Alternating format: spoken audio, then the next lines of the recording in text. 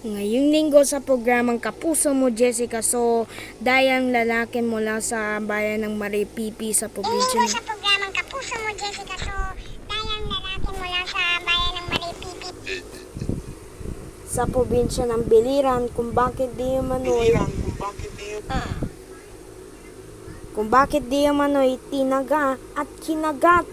Bakit kaya? Tinaga at sinagat.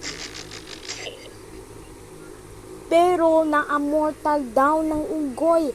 Ang unggoy, hawak-hawak ng karit-karit. Pero na-amortal daw ng unggoy.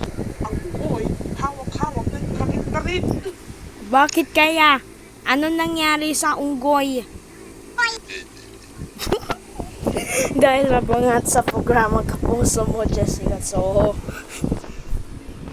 Nga sa programa Kapuso Mo, Jessica. So,